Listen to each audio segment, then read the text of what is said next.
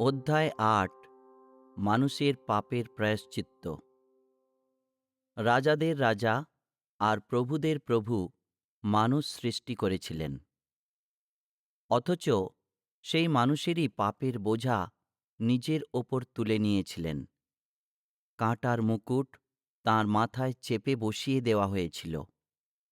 সেখান থেকে রক্ত ঝরে পড়েছিল, আর লোকেরা তাঁর মুখে থুতু দিয়েছিল। তাঁর হাতে ও পায়ে পেরেক বিদ্ধ করা হয়েছিল, আর তিনি ছিলেন উলঙ্গ। ভীষণ যন্ত্রণায় গোঁগাচ্ছিলেন, আর তাঁর শরীর মোচড়াচ্ছিল। তিনি মরেছিলেন যেন আমরা জীবন পাই। তিনি কষ্ট ভোগ করেছিলেন যাতে আমরা ক্ষমা পাই।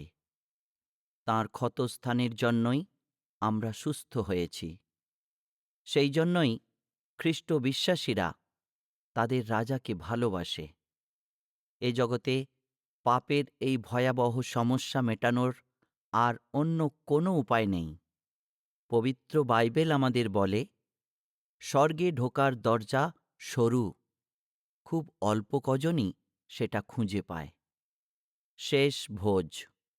যেদিন উদ্ধার পর্বের ভেড়ার বাচ্চা কাটা হতো, সেই দিন যিশুর শিষ্যরা তাঁকে জিজ্ঞাসা করলেন, আমরা আপনার জন্য উদ্ধার পর্বের ভোজ কোথায় আয়োজন করব? তখন যিশু তাঁর শিষ্যদের মধ্যে দুজনকে এই বলে পাঠালেন, শহরে যাও, সেখানে এমন একজনের দেখা পাবে যে কলসিতে করে জল নিয়ে আসছে। তার পিছনে পিছনে যেও। সে যে ঘরে ঢুকবে, সেই ঘরের কর্তা তোমাদের উপরতলার একটা সাজানো বড় ঘর দেখিয়ে দেবে। সেখানেই আমাদের জন্য তৈরি করো। তখন শিষ্যরা বেরিয়ে পড়লেন, আর সেই শহরে ঢুকলেন। যিশু যেমন বলেছিলেন সব কিছু তেমনই দেখতে পেলেন। পরে তাঁরা উদ্ধার পর্বের ভোজ তৈরি করলেন। সন্ধ্যা হলে যিশু সেই 12 জনকে নিয়ে সেখানে গেলেন। উদ্ধার পর্বের ভোজের আগে যিশু বুঝতে পারলেন যে এই জগৎ ছেড়ে পিতার কাছে তাঁর যাবার সময় হয়ে গেছে। এই জগতে যারা তাঁর নিজের ছিল, তাদের তিনি ভালোবাসতেন, আর শেষ পর্যন্ত ভালোবাসলেন। তাঁরা যখন বসে খাচ্ছিলেন, সেই সময় যিশু বললেন, আমি তোমাদের সত্যি বলছি, তোমাদের মধ্যে একজন আমাকে ধরিয়ে দেবে। সে আমার সঙ্গে খাচ্ছে। তখন শিষ্যরা দুঃখিত হলেন। এক এক করে যিশুকে জিজ্ঞাসা করতে লাগলেন, সে কি আমি? যিশু তাঁদের বললেন, সে এই 12 জনের মধ্যেই একজন, যে আমার সঙ্গে একই বাটির মধ্যে রুটি ডুবাচ্ছে। কারণ মনুষ্যপুত্রের বিষয়ে পবিত্র বাইবেলে যেভাবে লেখা আছে, তিনি সেভাবেই যাবেন। কিন্তু ধিক তাকে যে তাঁকে ধরিয়ে দেয়। সেই লোকের জন্ম না হলেই ভালো হতো। রুটির টুকরো নিয়ে জিহুদা তখনই বাইরে চলে গেল। তখন রাত হয়েছে। পথ ও সত্য ও জীবন। শিষ্যরা খাচ্ছিলেন, এমন সময় যিশু রুটি নিলেন আর আশীর্বাদ করলেন। পরে তিনি তা ভেঙে তাঁদের দিলেন। পরে তিনি পেয়ালা নিলেন, ঈশ্বরকে ধন্যবাদ দিয়ে তিনি তা শিষ্যদের দিলেন। তাঁরা সবাই সেই পেয়ালা থেকে পান করলেন। যিশু বললেন, তোমাদের মন বিচলিত না হোক। ঈশ্বরে বিশ্বাস রাখো, আমার ওপরেও বিশ্বাস রাখো। আমার পিতার বাড়িতে থাকার অনেক জায়গা আছে। যদি না থাকত, আমি তোমাদের বলতাম। আমি তোমাদের জন্য জায়গা প্রস্তুত করতে যাচ্ছি। আর আমি যখন যাই ও তোমাদের জন্য জায়গা প্রস্তুত করি, তখন আবার আসব। আমি তোমাদের আমার কাছে নিয়ে যাব, যেন আমি যেখানে থাকি তোমরাও সেখানে থাকো। আর আমি যেখানে যাচ্ছি তার পথ তোমরা তো জানো। থোমা যিশুকে বললেন, প্রভু, আপনি কোথায় যাচ্ছেন তা তো আমরা জানি না, তবে সেই পথ কি করে জানব? যিশু থোমাকে বললেন, আমি সেই পথ ও সত্য ও জীবন। আমার মধ্যে দিয়ে না এলে কেউই পিতা ঈশ্বরের কাছে আসতে পারে না। ফিলিপ তাঁকে বললেন, হে প্রভু, স্বর্গের সেই পিতা ঈশ্বরকে আমাদের দেখান, সেটাই আমাদের কাছে যথেষ্ট। যিশু তাঁকে বললেন, ফিলিপ, আমি তোমাদের সঙ্গে এতদিন আছি, তবুও কি তুমি আমাকে জানো না? যে আমাকে দেখেছে সে পিতা ঈশ্বরকে দেখেছে। তবে তুমি কেমন করে বলছ, পিতা ঈশ্বরকে আমাদের দেখান? তুমি কি বিশ্বাস করো না আমি আছি পিতা ঈশ্বরের মধ্যে, আর পিতা ঈশ্বর আছেন আমার মধ্যে? পবিত্র আত্মার প্রতিজ্ঞা। যিশু বললেন, আমি পিতা ঈশ্বরের কাছে চাইব, আর তোমাদের কাছে চিরকাল থাকার জন্য তিনি অন্য এক সাহায্যকারীকে দেবেন। তিনি সত্যের আত্মা। জগৎ তাঁকে গ্রহণ করতে পারে না, কারণ সে তাঁকে দেখেও না বা জানেও না। তোমরা তাঁকে জানো, কারণ তিনি তোমাদের সঙ্গে থাকেন আর তোমাদের ভিতরে থাকবেন। আমি তোমাদের অনাথের মতো রেখে যাব না, আমি তোমাদের কাছে আসব। কিন্তু সেই সাহায্যকারী, সেই পবিত্র আত্মা, যাঁকে পিতা ঈশ্বর আমার নামে পাঠাবেন, তিনি তোমাদের সব বিষয়ে শেখাবেন। আর আমি তোমাদের যা যা বলেছি সেই সব তোমাদের মনে করিয়ে দেবেন। যদি কেউ আমাকে ভালোবাসে, সে আমার কথার বাধ্য হবে। আমার পিতা ঈশ্বর তাকে ভালোবাসবেন। আমরা তার কাছে আসব ও তার সঙ্গে বাস করব। যে আমাকে ভালোবাসে না, সে আমার কথার বাধ্য হবে না। তোমাদের কাছে আরও অনেক কথা আমার বলার আছে, কিন্তু এখন তোমরা সেগুলো সহ্য করতে পারবে না। যখন সেই সত্যের আত্মা আসবেন, তখন তিনি তোমাদের সমস্ত সত্যে পরিচালিত করবেন। ঘৃণা ও অত্যাচার। জগৎ তোমাদের ঘৃণা করে না, কিন্তু আমাকে ঘৃণা করে, কারণ আমি জগতের বিষয়ে এই সাক্ষ্য দিই যে তার কাজগুলো মন্দ। জগৎ যদি তোমাদের ঘৃণা করে, জেনে রেখো সে তোমাদের ঘৃণা করার আগেই আমাকে ঘৃণা করেছে। তোমরা যদি জগতের হতে, তবে জগৎ তোমাদের তার নিজের বলে ভালোবাসত। তোমরা জগতের নও, কিন্তু আমি তোমাদের জগতের মধ্যে থেকে বেছে নিয়েছি। সেই জন্য জগৎ তোমাদের ঘৃণা করে। লোকে যখন আমাকে অত্যাচার করেছে, তখন তারা তোমাদেরও অত্যাচার করবে। তারা আমার নামের জন্যই তোমাদের ওপর এসব করবে, কারণ যিনি আমাকে পাঠিয়েছেন তারা তাঁকে জানে না। আমি যদি না আসতাম আর তাদের কাছে না বলতাম, তবে তারা পাপের জন্য দায়ী হতো না। কিন্তু এখন তাদের পাপের জন্য তাদের কোনো অজুহাত খাটবে না। যে আমাকে ঘৃণা করে, সে আমার পিতা ঈশ্বরকেও ঘৃণা করে। যে সব কাজ আর কেউ কখনো করেনি, সেই সব কাজ যদি আমি তাদের মধ্যে না করতাম, তবে তাদের পাপ হতো না। কিন্তু এখন তারা আমাকে আর আমার পিতাকে দেখেছে এবং উভয়কেই ঘৃণা করেছে। কিন্তু পবিত্র বাইবেলে যা লেখা আছে তা অবশ্যই পূর্ণ হবে। তারা অকারণে আমাকে ঘৃণা করেছে। ব্যাঘাত সম্বন্ধে ভবিষ্যদ্বাণী। যিশু ও তাঁর শিষ্যরা ঈশ্বরের প্রশংসার গান গেয়ে জৈতুন পাহাড়ে গেলেন। তখন যিশু তাঁদের বললেন, আমাকে নিয়ে তোমরা সবাই ব্যাঘাত পাবে, কারণ পবিত্র বাইবেলে লেখা আছে, আমি রাখালকে আঘাত করব, তাতে ভেড়াগুলো ছড়িয়ে পড়বে। কিন্তু আমি জীবিত হয়ে ওঠার পর তোমাদের আগে গালিলে যাব। তখন পিতর তাঁকে বললেন, এরা সবাই ব্যাঘাত পেলেও আমি ব্যাঘাত পাব না। যিশু তাঁকে বললেন, আমি তোমাকে একথা সত্যি বলছি, আজ রাতে মোরগ দুবার ডাকার আগেই তুমি আমাকে 3 বার অস্বীকার করবে। কিন্তু পিতর জোর দিয়ে বললেন, যদি আমাকে আপনার সঙ্গে মরতেও হয়, তবুও আমি আপনাকে অস্বীকার করব না। বাকি শিষ্যরাও সেই একই কথা বললেন। গ্রেপ্তার। যিশু তাঁর শিষ্যদের নিয়ে কিদ্রন স্রোত পার হলেন। সেখানে একটা জৈতুনের বাগান ছিল। সেই বাগানে তিনি ও তাঁর শিষ্যরা ঢুকলেন। আর জিহুদা, যে যিশুকে ধরিয়ে দিতে যাচ্ছিল, সেও সেই জায়গাটা জানত, কারণ যিশু প্রায়ই তাঁর শিষ্যদের সঙ্গে সেখানে মিলিত হতেন। প্রধান পুরোহিত ও ফরিসিদের কাছ থেকে জিহুদা একদল সৈন্য ও কয়েকজন কর্মচারীকে চেয়ে নিয়ে সেখানে গেল। তাদের হাতে ছিল লণ্ঠন, মশাল আর অস্ত্রশস্ত্র। জিহুদা যিশুকে চুমু দেবার জন্যে তাঁর কাছে এলো, কিন্তু যিশু তাকে বললেন, জিহুদা, চুমু দিয়ে কি মনুষ্যপুত্রকে ধরিয়ে দিচ্ছ? যারা যিশুর সঙ্গে ছিল তাদের মধ্যে একজন হাত বাড়িয়ে তরোয়াল বের করে মহাপুরোহিতের চাকরকে আঘাত করল আর তার কান কেটে ফেলল।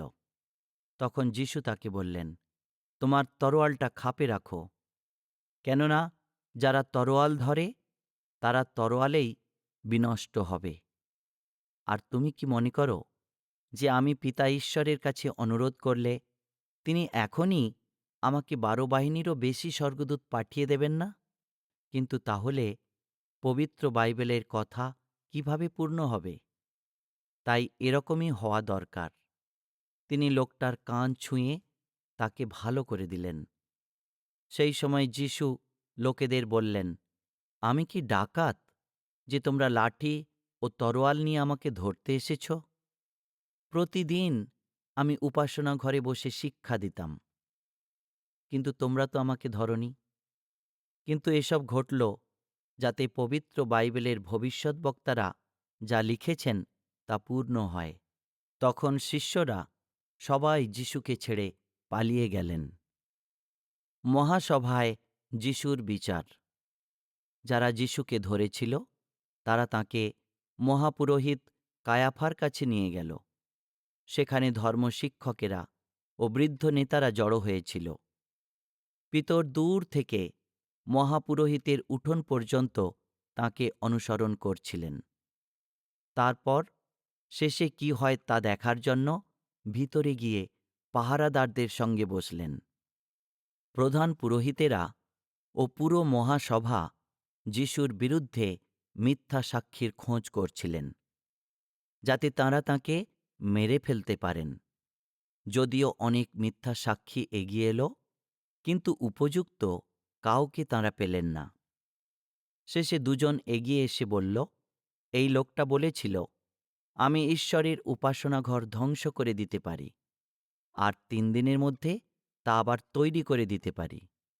তখন মহাপুরোহিত উঠে দাঁড়ালেন আর বললেন, তোর কি কিছু বলার নেই? এরা তোর বিরুদ্ধে কি সাক্ষ্য দিচ্ছে? কিন্তু যিশু চুপ করে রইলেন। তখন মহাপুরোহিত যিশুকে বললেন, আমি তোকে জীবন্ত ঈশ্বরের নামে দিব্যি দিচ্ছি, আমাদের বল দেখি, তুই কি সেই মসীহ, ঈশ্বরের পুত্র? যিশু তাঁকে বললেন, হ্যাঁ, আপনি ঠিকই বললেন। কিন্তু আমি আপনাদের বলছি, এখন থেকে আপনারা মনুষ্যপুত্রকে সর্বশক্তিমান ঈশ্বরের ডান দিকে বসে থাকতে আর আকাশের মেঘে করে আসতে দেখবেন। তখন মহাপুরোহিত নিজের পোশাক ছিঁড়ে ফেলে বললেন, এ ঈশ্বরের নিন্দা করল, আমাদের আর সাক্ষীর কি দরকার? দেখো, এখনই তো তোমরা ঈশ্বর নিন্দা শুনলে, তোমাদের বিচার কি? তারা উত্তর দিল, এ মৃত্যুর যোগ্য। তখন তারা যিশুর মুখে থুতু দিল আর তাঁকে ঘুষি মারল। আর কেউ কেউ যিশুকে চড় মেরে বলল, এই মসীহ, বল দেখি, কে তোকে মারল? পিতরের অস্বীকার। পিতর যখন বাইরে উঠোনে বসেছিলেন, সেই সময় একজন চাকরানী তাঁর কাছে এসে বলল, তুমিও তো গালিলের যিশুর সঙ্গে ছিলে। কিন্তু পিতর তাদের সকলের সামনে অস্বীকার করে বললেন, আমি জানি না তুমি কি বলছ। পরে যখন তিনি দরজার কাছে গেলেন, তখন আর এক চাকরানী তাঁকে দেখতে পেল। সেই চাকরানী দাঁড়িয়ে থাকা লোকদের বলল, এই লোকটা নাসরতের যিশুর সঙ্গে ছিল। তখন পিতর দিব্যি করে আবার অস্বীকার করলেন। তারপর বললেন, আমি ওই লোকটাকে চিনি না। কিছুক্ষণ পরে যারা সেখানে দাঁড়িয়েছিল তারা পিতরের কাছে এসে বলল, নিশ্চয়ই তুমি ওদের একজন, কেননা তোমার কথাই তোমায় ধরিয়ে দিচ্ছে। তখন পিতর নিজেকে অভিশাপ দিয়ে দিব্যি করে বললেন, আমি ওই লোকটাকে চিনি না। আর সঙ্গে সঙ্গে একটা মোরগ ডেকে উঠল। তখন যিশু মুখ ঘুরিয়ে পিতরের দিকে তাকালেন, আর প্রভুর কথা পিতরের মনে পড়ল। তিনি তাকে বলেছিলেন, আজ মোরগ ডাকার আগেই তুমি আমাকে 3 বার অস্বীকার করবে। তখন পিতর বাইরে গিয়ে কান্নায় ভেঙে পড়লেন। পিলাতের সামনে যিশু। ভোর হলে প্রধান পুরোহিতেরা ও বৃদ্ধ নেতারা সবাই যিশুকে মেরে ফেলার জন্য পরামর্শ করলেন। তাঁরা যিশুকে বেঁধে নিয়ে চললেন। তারপর রাজ্যপাল পিলাতের হাতে তুলে দিলেন। তখন পিলাত বাইরে গিয়ে তাদের জিজ্ঞাসা করলেন, তোমরা এই লোকটার বিরুদ্ধে কি দোষারোপ করছ? তাঁরা তাঁকে উত্তর দিলেন, এই লোকটা যদি খারাপ কাজ না করত তবে আমরা একে আপনার হাতে তুলে দিতাম না। পিলাত তাদের বললেন, তোমরা নিজেরাই একে নিয়ে যাও আর নিজেদের আইন মতে এর বিচার করো। যিহুদিরা পিলাতকে বললেন, কাউকে মৃত্যুর শাস্তি দেওয়ার অধিকার আমাদের নেই। তখন পিলাত আবার রাজভবনে ঢুকলেন। পরে যিশুকে ডেকে বললেন, তুমি কি যিহুদিদের রাজা? যিশু বললেন, আপনি কি নিজে থেকেই এ কথা বলছেন, নাকি অন্যেরা আমার বিষয়ে আপনাকে এ কথা বলেছে? পিলাত উত্তর দিলেন, আমি কি যিহুদি? তোমার জাতির লোকেরা আর প্রধান পুরোহিতেরা তোমাকে আমার হাতে তুলে দিয়েছে। তুমি কি করেছ? যিশু বললেন, আমার রাজ্য এই জগতের নয়। আমার রাজ্য যদি এই জগতের হতো তবে আমার সেবকরা লড়ত যাতে আমি যিহুদিদের হাতে না পড়ি, কিন্তু আমার রাজ্য তো এখানকার নয়। তখন পিলাত যিশুকে বললেন, তাহলে তুমি কি রাজা? যিশু বললেন, আপনি ঠিকই বলেছেন, আমি রাজা। কেননা আমি এই জন্যই জন্মেছি ও এই জন্যই জগতে এসেছি, যেন সত্যের পক্ষে সাক্ষ্য দিই। যে কেউ সত্যের, সে আমার কথা শোনে। পিলাত যিশুকে বললেন, সত্য? সত্য কি? একথা বলে পিলাত আবার বাইরে যিহুদিদের কাছে গেলেন। পরে তাদের বললেন, আমি এর মধ্যে কোনো দোষ পাচ্ছি না। এতে লোকেরা চিৎকার করতে লাগল। তখন পিলাত যিশুকে চাবুক মারার আদেশ দিলেন, আর যিশুকে ভীষণভাবে চাবুক মারা হল। সৈন্যরা একটা কাঁটার মুকুট তৈরি করে যিশুর মাথায় পরিয়ে দিল। তাঁকে বেগুনি রঙের কাপড় পরাল, আর তাঁর কাছে গিয়ে বলল, জয় হোক যিহুদিরাজ। আর তারা যিশুকে চড় মারতে লাগল। পিলাত আবার বাইরে এসে লোকদের বললেন, দেখো, আমি ওকে তোমাদের কাছ থেকে বের করে আনছি, যাতে তোমরা জানতে পারো যে আমি ওর মধ্যে কোনো দোষ পাচ্ছি না। যিশুকে বাঁচাতে পিলাতের চেষ্টা। পিলাত যখন বিচার আসনে বসেছিলেন, তখন তাঁর স্ত্রী তাঁকে বলে পাঠালেন, এই ধার্মিক লোকের ব্যাপারে তুমি জড়িয়ে পড়ো না, কারণ আজ স্বপ্নে তাঁর জন্য আমি অনেক কষ্ট পেয়েছি। যিশু কাঁটার মুকুট আর বেগুনি রঙের কাপড় পরেই বাইরে এলেন। আর পিলাত লোকেদের বললেন, এই দেখো সেই মানুষ। প্রধান পুরোহিত ও কর্মচারীরা যখন যিশুকে দেখলেন, তখন তারা চিৎকার করে বলতে লাগলেন, ওকে ক্রুশে দিন, ক্রুশে দিন। পিলাত তাঁদের বললেন, তোমরা নিজেরাই ওকে নিয়ে যাও আর ক্রুশে দাও, কারণ আমি ওর মধ্যে কোনো দোষ পাচ্ছি না। যিহুদিরা পিলাতকে উত্তর দিলেন, আমাদের একটা আইন আছে, এই আইন অনুযায়ী ওর মরা উচিত। কারণ সে নিজেকে ঈশ্বরের পুত্র বলে। পিলাত যখন একথা শুনলেন, তখন তিনি আরও ভয় পেলেন। পিলাত আবার রাজভবনের ভিতরে গিয়ে যিশুকে বললেন, তুমি কোথা থেকে এসেছ? কিন্তু যিশু তাঁকে কোনো উত্তর দিলেন না। এই জন্য পিলাত তাঁকে বললেন, তুমি কি আমাকে বলবে না? তুমি কি জানো না তোমাকে ছেড়ে দেবার ক্ষমতা আর তোমাকে ক্রুশে দেবার ক্ষমতাও আমার আছে? যিশু উত্তর দিলেন, ওপর থেকে আপনাকে দেওয়া না হলে আমার ওপরে আপনার কোনো ক্ষমতাই থাকত না। তাই যে আমাকে আপনার হাতে তুলে দিয়েছে তারই পাপ বেশি। এ কথা শুনে পিলাত তাঁকে ছেড়ে দেবার চেষ্টা করতে লাগলেন। মৃত্যুদণ্ড। পিলাত যিশুকে নিয়ে বাইরে এলেন আর পাথর বাঁধানো বলে একটা জায়গায় বিচারের আসনে বসলেন। সেই দিনটা ছিল উদ্ধার পর্বের আয়োজনের দিন। তখন সকাল প্রায় ৬টা। তিনি যিহুদিদের বললেন, এই দেখো তোমাদের রাজা। তারা চিৎকার করে বলল, দূর করুন, ওকে দূর করুন, ওকে ক্রুশে দিন। পিলাত তাদের বললেন, তোমাদের রাজাকে আমি কি ক্রুশে দেব? কারণ পিলাত জানতেন যে হিংসা করেই তাঁরা যিশুকে তাঁর হাতে তুলে দিয়েছেন। তখন প্রধান পুরোহিতেরা উত্তর দিলেন, কৈশর ছাড়া আমাদের কোনো রাজা নেই। পিলাত যখন দেখলেন যে তিনি কিছুই করতে পারছেন না, বরং একটা দাঙ্গাহাঙ্গামা হতে পারে, তখন পিলাত জল দিয়ে লোকদের সামনে নিজের হাত ধুয়ে বললেন, এই ধার্মিক লোকের রক্তের জন্য আমি নির্দোষ, তোমরা নিজেরাই বুঝবে। সমস্ত লোক উত্তর দিল, আমরা ও আমাদের সন্তানেরা ও রক্তের দায়ী হব। তখন পিলাত যিশুকে ক্রুশে দেবার জন্য তাদের হাতে দিয়ে দিলেন। ক্রুশ। তখন সৈন্যরা যিশুকে নিয়ে গেল। যিশু নিজের ক্রুশ নিজে বয়ে নিয়ে মাথার খুলির স্থান বলে একটা জায়গায় গেলেন। ইব্রীয় ভাষায় সেই জায়গার নাম গলগথা।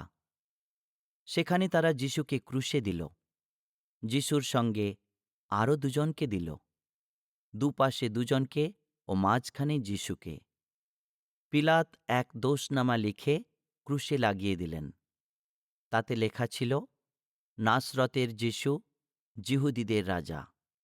যিহুদিদের অনেকেই সেই দোষনামা পড়ল, কারণ যিশুকে যেখানে ক্রুশে দেওয়া হয়েছিল সেই জায়গাটা শহরের কাছেই ছিল, আর সেটা ইব্রীয়, ল্যাটিন ও গ্রিক ভাষায় লেখা ছিল।